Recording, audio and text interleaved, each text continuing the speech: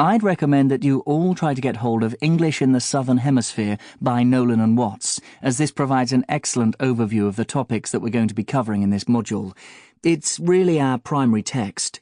It has particularly strong sections on the history of English in Australia and New Zealand, examining in some depth how the language has developed in these countries. The sections on phonology and on vocabulary will be invaluable when you're doing the written assignment, which I'm going to be telling you about in a moment once I've given you the details of a couple of other essential references.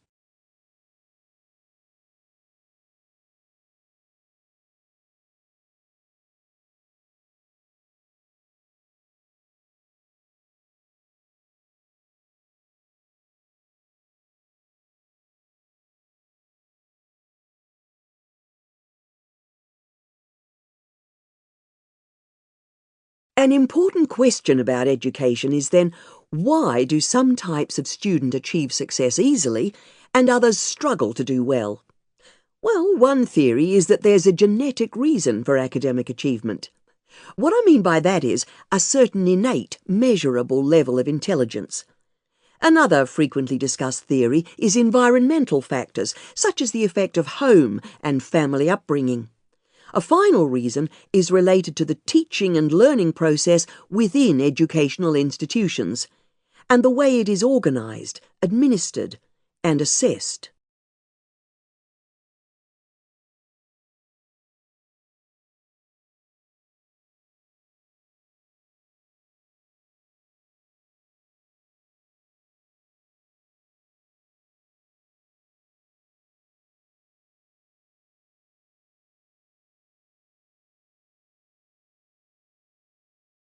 Barred owls can be found in dense forests right across North America.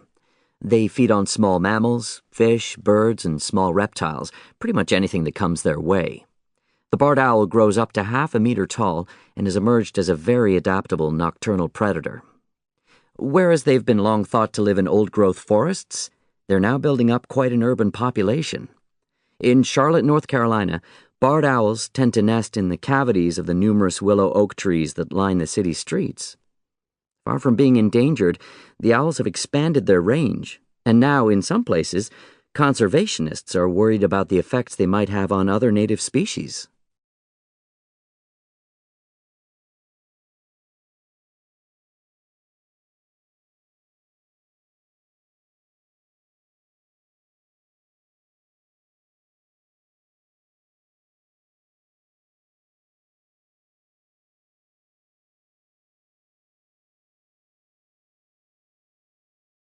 Before the beginning of the 1900s, the only way to obtain pearls was by collecting very large numbers of pearl oysters from the ocean floor by hand. The oysters, or sometimes mussels, were brought to the surface, opened and searched. More than a ton of these had to be checked in order to find just 3 or 4 quality pearls. Divers often descended to depths of over 100 feet on just one single breath. Now, of course, this exposed them to hostile creatures and dangerous waves, not to mention drowning. In some areas, divers put grease on their bodies to conserve heat, and they held a large object, like a rock, to descend, so they didn't have to exert effort going down. Today, pearl diving has pretty much been supplanted by cultured pearl farms. Particles are implanted in the oyster to encourage the formation of pearls, and this allows for more predictable production. The divers who still work do so mainly for the tourist industry.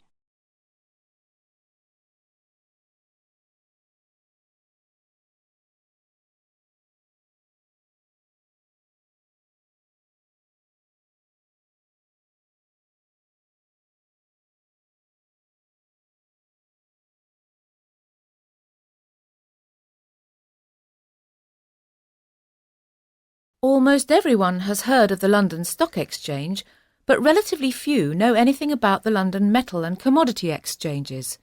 Yet these markets have a greater influence on world economies because they set global prices for some of the essential raw materials for industry and food manufacture.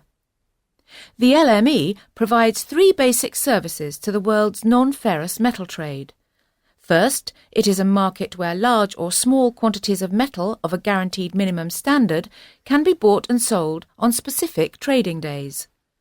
Second, it acts as a barometer of world metal prices. And third, it is a hedging medium. That is, it can help traders get some protection from price fluctuations that occur for economic, political, or financial reasons.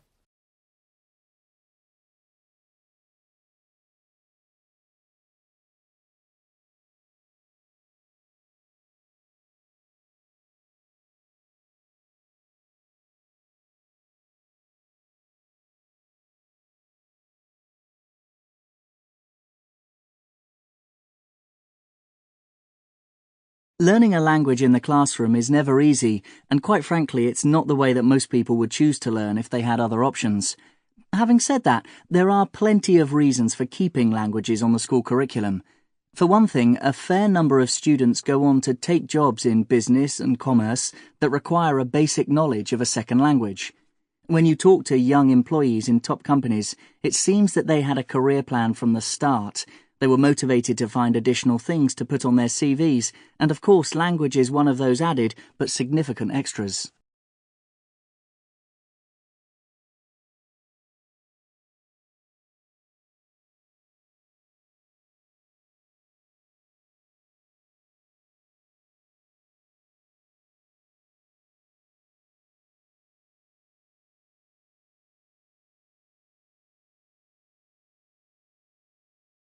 The assignment that I'm going to set for the holiday period is one that we've given students for a number of years.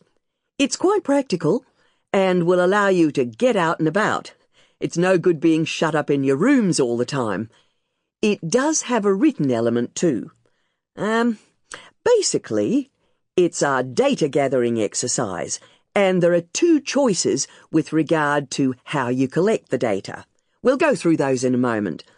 I'm also going to give you a link to an internet site that is, well, it's critical that you review this before you do anything, as it provides a lot of guidance on data presentation, both in terms of how you plot it, its diagrammatic form, and also its description, which has to be clear.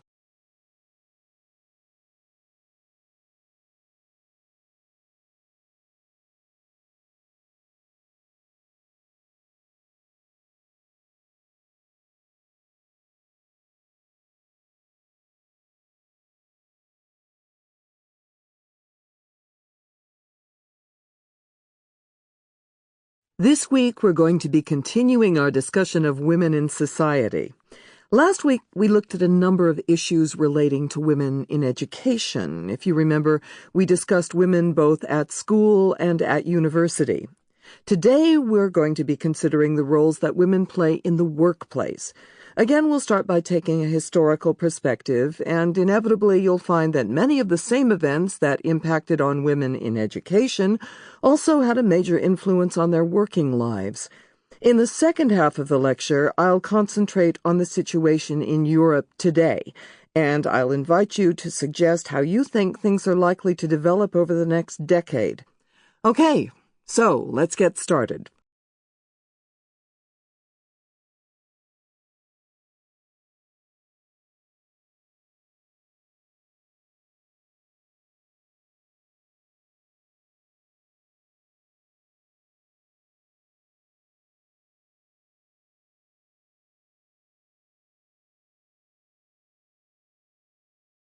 To be honest, the biggest problem for most undergraduate students in terms of academic writing is not only adapting to a far more structured and formal style, but also learning how to ascertain the difference between important, valid information and unnecessary or even irrelevant material. In my experience, I would say it takes students their first year, if not longer, to appreciate what is required and to start to implement those requirements in their writing. What they really should be doing, if they are struggling with written assignments, is to seek help from the excellent support services which are available at the university.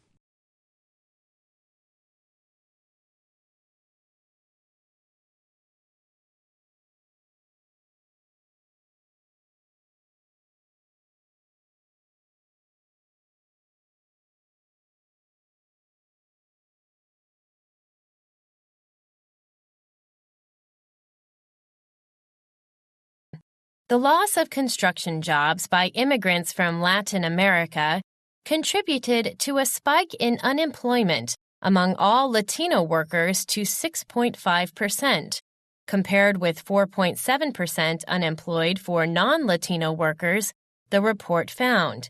As recently as late 2006, Latino workers had achieved their historic low unemployment rate of 4.9%, based mainly on a job boom among immigrants, the report said. To put it bluntly, Hispanics had a rough time in the labor market in 2007, said Rakesh Kochar, the author of the report, who is Associate Director for Research at the Pew Center, a nonpartisan organization in Washington.